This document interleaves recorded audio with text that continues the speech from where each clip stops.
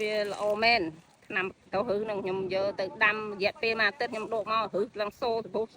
ជុំវិញមកមានមកពើកដាលទៀតអូចាយត្រាំប្រហែលជាម៉ាននាទីដែលយកទៅដាំបាទហើយ10នាទី20នាទីណាបាទ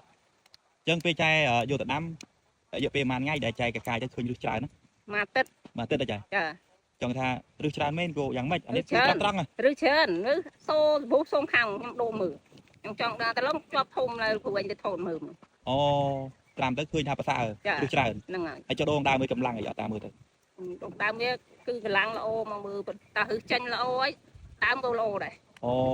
បាទអញ្ចឹងបងប្អូនទាំងគ្នាដែលចង់បានរឹសច្រើនបាទបងប្អូនដែលត្រូវការដាំត្រាំដើមត្រាំអីហ្នឹងបងប្អូនអាចជ្រើសរើសដូចបងស្រីបានបាទឈុតត្រាំដើមបាទអញ្ចឹងចាយប្រើមកលើកនេះទៀតចូលប្រហែលឆ្នាំហើយ2 ឆ្នាំឆ្នាំដែរចា2ឆ្នាំឆ្នាំហ្នឹងបាទអញ្ចឹងចាយចាប់ដើមប្រើត្រាំដើមនេះបាន2ឆ្នាំថ្មីនេះណាចាបាទអញ្ចឹងឃើញថារឹសច្រើនបាទអញ្ចឹងបងប្អូនទាំងគ្នាដែលកំពុងតែដាំដលងចង់បានរឹសច្រើនរឹសល្អបាទជ្រើសរើសប្រើជាមួយឈុតញីឈ្មោះដូចចែនឹងទទួលបានបាទលទ្ធផលល្អបំផុតត្រូវអត់ចាចាបាទអញ្ចឹងអរគុណច្រើនមែនចែដែលបានផ្ដល់ព័ត៌មានឲ្យ